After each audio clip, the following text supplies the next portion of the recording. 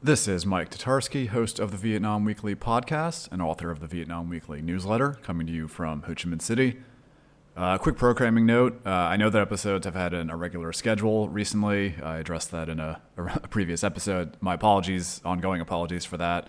Unfortunately, there won't be a new show after this one until late July at the earliest. I'm heading to the U.S. for a 2-week visit soon, but I certainly plan to line up more guests after that.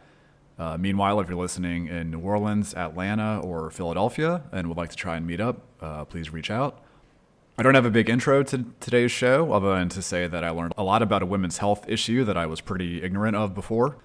There are so many people doing such interesting work here in Vietnam, and exploring these types of topics is the entire point of this podcast. Today's guest is Céline Ventillon, CEO and founder of Émer, the menstrual underwear company based here in Ho Chi Minh City.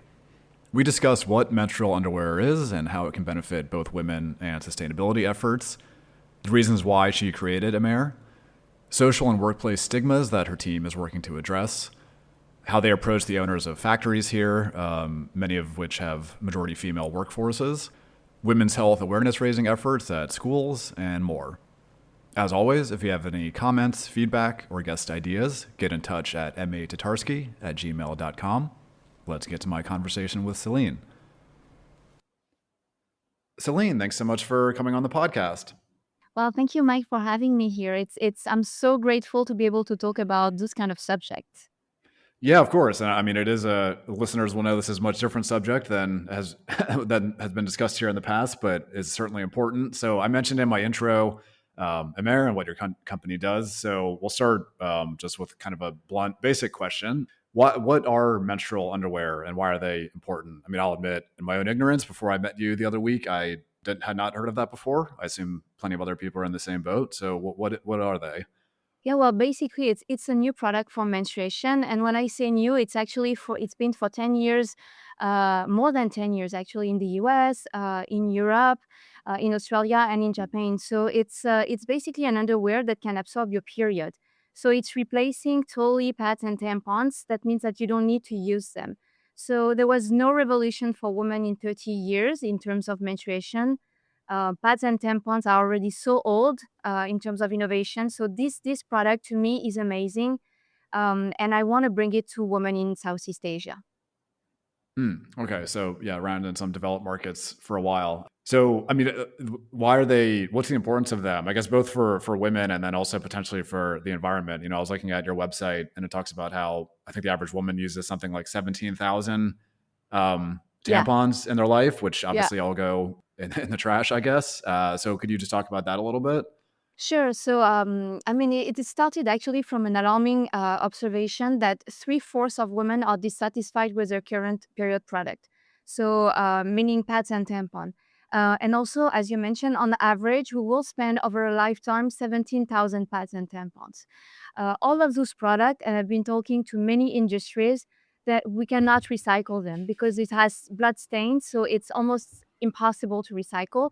So it either end up in landfill, in the toilets, or even being incinerated. So I think there's two really huge things that are at stake with this product. Is first, it's really bad for the environment, and second, it's really really bad for women's health. And so, what do these kind of provide in terms of comfort that may be an improvement over, the average tampon or pad? Oh, that's the amazing part actually, and that's why when I talk about this product, is just I'm just get too much of excitement. So the first thing is that it's super comfortable, and I'm sure all the women that will listen to us today will understand what I'm talking about. Because when you use a pad or a tampon, so not too much with a tampon, but with a pad, it's really uncomfortable, and especially with the hot weather in Southeast Asia, then it can get very sticky, very smelly. Also, there's a lot of sweat. So when you use a menstrual underwear, it's like you're wearing a normal underwear. So you don't have the sweat, you don't have the odor, you don't have the sticky parts. So it will definitely revolutionize the way you see your period. And I mean, how did you come to be interested in these products and to create Amer? Yeah, well, that's the funny things about it. So I was on vacation in France. It was 2018.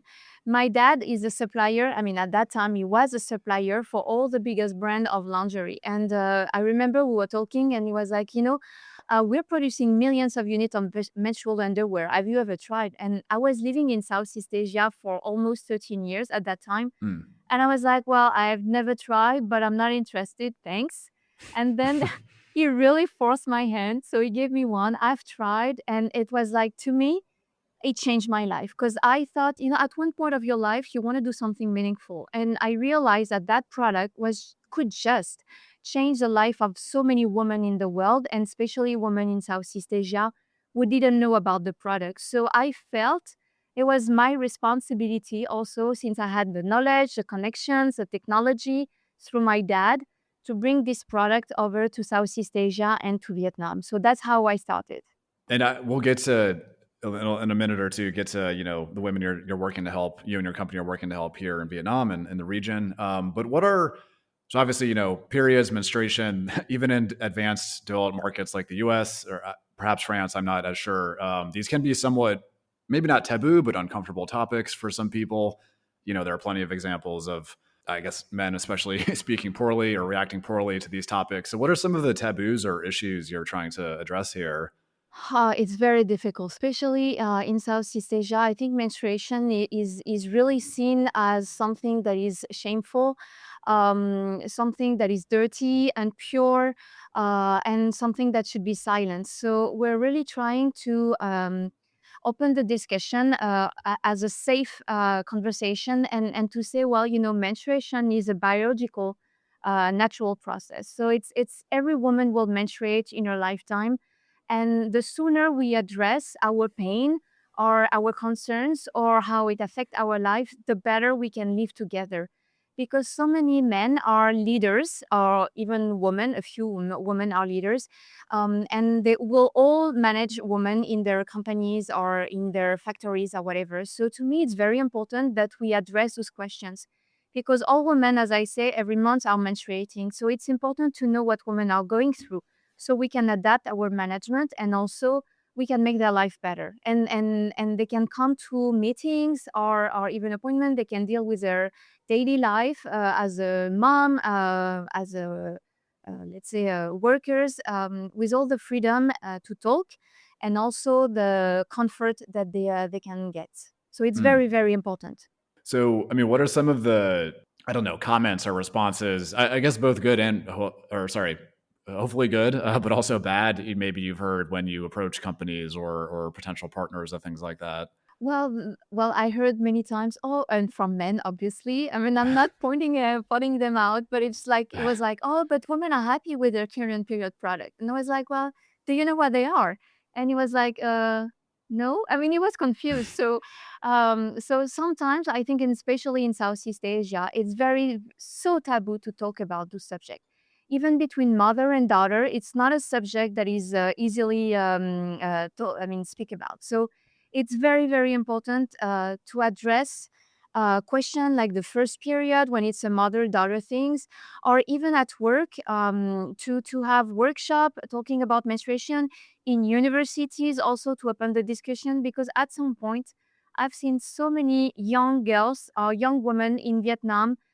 They don't even know when they menstruate. They don't even know why they menstruate. Or they don't even Mm. know how to protect themselves. So I think opening those discussions, and again, menstruation is not sexuality. Menstruation, again, is a natural biological process. So it's very, very important to understand why we menstruate, and the pain, the hormone cycle, the mood swing, the cost also that belongs to menstruation. So all of those should be addressed. And you mentioned when we met that I think one of your focal points, at least, is factories. You mentioned factories as well just a minute ago. So Yeah, I'm sure plenty of yeah. listeners know this, but a lot of the apparel and footwear and even electronic factories you hear about in Vietnam, I think majorities of their workforces are often women.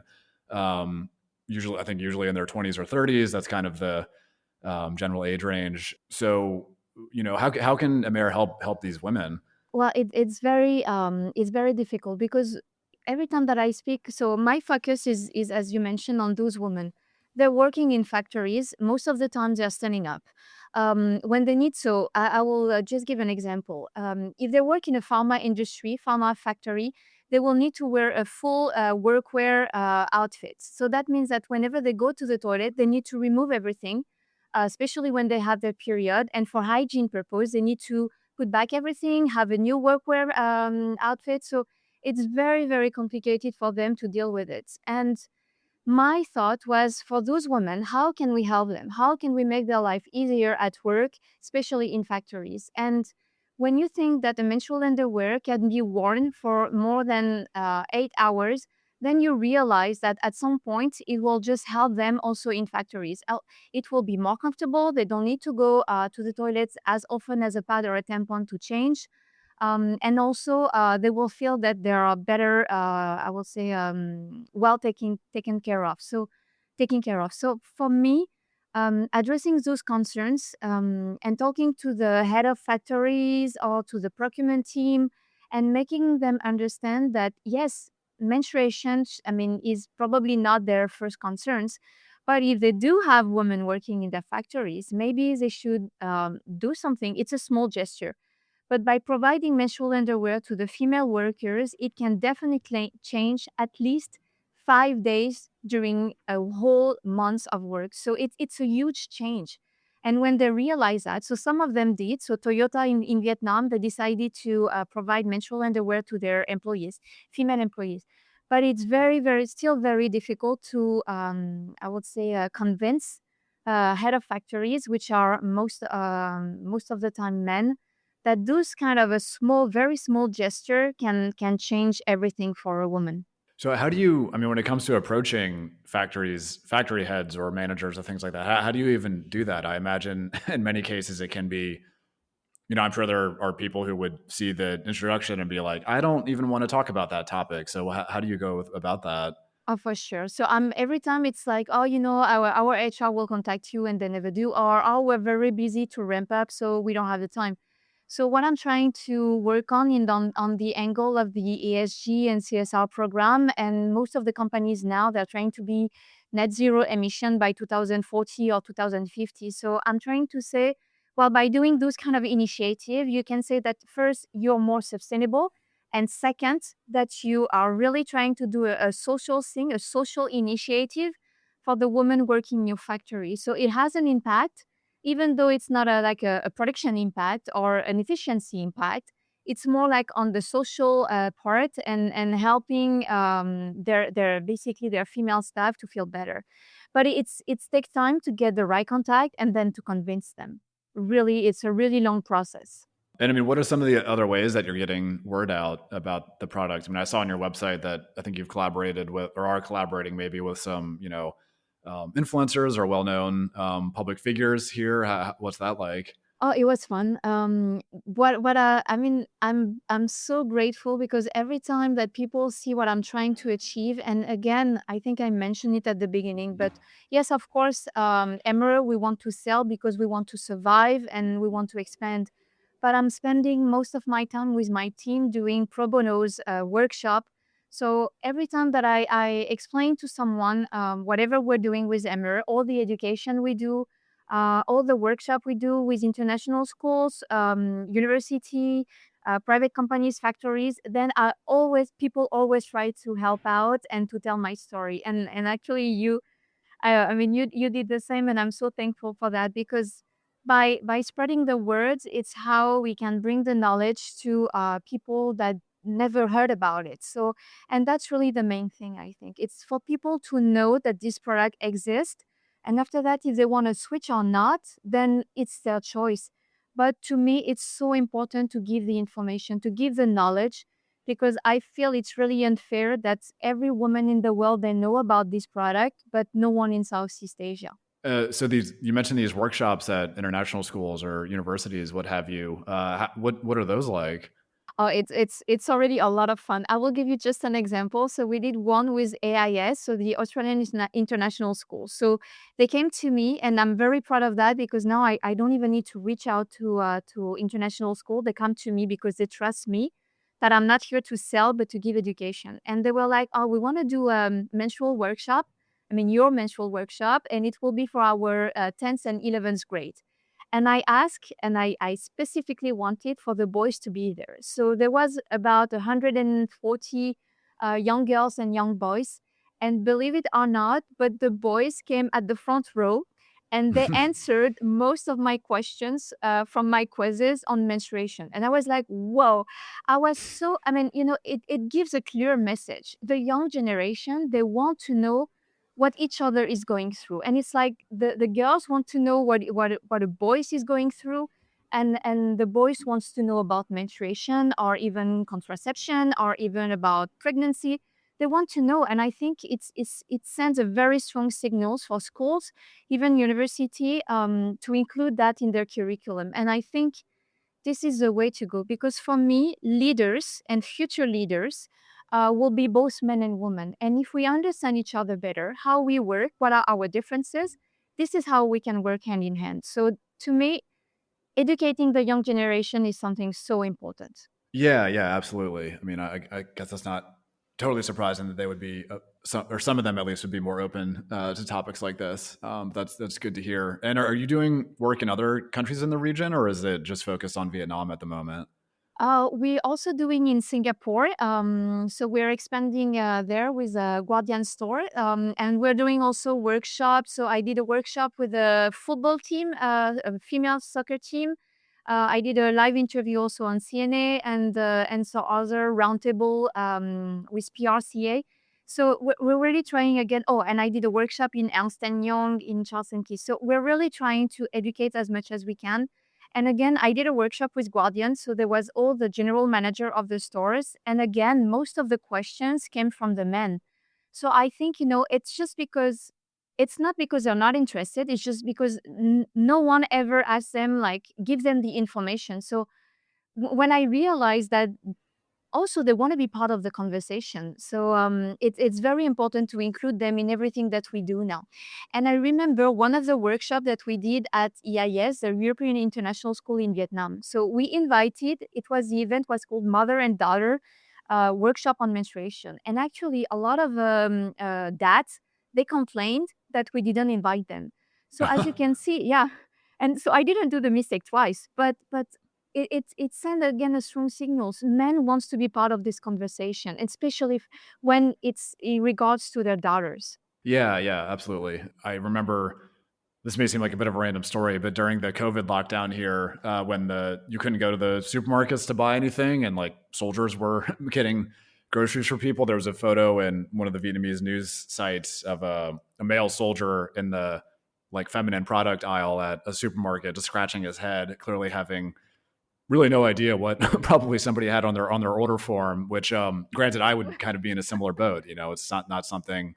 I mean, I'm in my late 30s. Generally, we grew up, learning about or talking about very much. So again, good to hear that people are men and, well, and women obviously are open to learning more. Yeah, it's still very difficult, I think, for people over 45, because then they're too used to pads and tampons. And again, this is something that they don't want to talk about, especially in Southeast Asia. But for the young generation, definitely the conversation is opening and it's getting better. But I have to admit, for Vietnamese universities or very public school in Vietnam, this topic is still totally forbidden. So I don't have access right now to Vietnamese public school, which is a shame.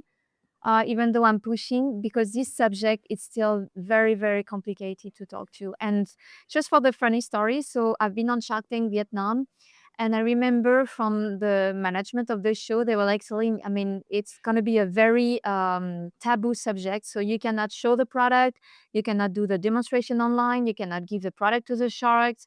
So it was very, very complicated. And I realized that just a simple subject as menstruation, which is, to me, it's completely normal in Europe, was a big deal in Southeast Asia.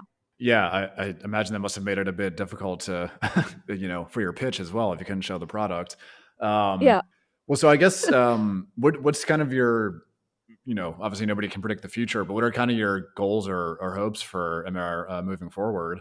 My wish will be to continue educating as much as we can, to reach out to more factories, definitely. And to me, it's very important also try to get even just the washable pad in airlines, because most of the female travelers right now, I mean, we often forget that we're going to have our period on vacation or on our business trip.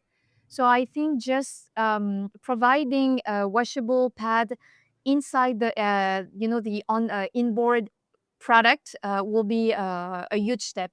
And same for the hospitality. I know in hotels, it's usually very hard whenever we have our period to ask for period product. Most of the time they don't have any. So I think it's small details, but it can change the life of millions of women, especially in the hospitality. And again, for Southeast Asia, my wish will be that this product will be wider spread, and that the knowledge will be here, because pads and tampons are in the top 10 of plastic pollution in the world, because we are 4 billion women on Earth. So making that small Sure. change, switching from pads to pads and tampon to menstrual underwear or washable pad, can make a huge impact. And in terms of sustainability, we need to act for the planet. I think that's very important. Yeah, yeah. I mean, it's interesting that you mentioned that ESG has been kind of a way in for this, since I know, of course, in some countries that, there's the US, for example, where I'm from, there's some blowback against ESG and some of those issues. But I don't think that's going away, at least in terms of many corporate goals in the future. So yeah, hopefully that can continue to be a foot in the door, at least for you. Yeah, I hope so. And the last thing maybe that I want to mention about the product is that it's so much healthier than pads and tampons. There was a recent studies from the University of Berkeley that says that in pads and tampons you have more than 30 heavy metals and heavy chemicals. And when I talk to many medical centers in Vietnam and also in Singapore, they say that the endocrine disruptions, infertility, and even pelvic cancers has been on the rise for the past 30 years. And it's exactly the time where women started to use pads and tampons. So they Hmm. say that it has a direct impact on our health, because those products are in direct contact of our body, and our skin is very absorbent, so especially in those area. So knowing that we use those kind of product for so long in our life, I think it has an impact, and we need to switch to healthier products. Yeah, that certainly makes sense. So if a woman is listening and is interested, or if there's a factory manager or somebody listening who wants to learn more, where would they find you and reach out to you? Well, I think the best way will be maybe on my LinkedIn, so Celine Ventalen, or on our website. They can reach out to me directly on our hotline, which is www.shopemer.com. Okay, and I'll be sure to include those links in the show notes. Well, Celine, thanks so much for your very concise and informative answers. Covered a good amount of ground in a relatively short time period. I know you're very busy, so I appreciate you taking some time out. And I hope listeners find this illuminating. I certainly did. So thanks again for coming on the show. Thank you so much, Mike, for having me. That's it for this episode of the Vietnam Weekly podcast. Thank you so much for listening. Please rate or review the show on your preferred podcast platform that lets other people find it. See you next time.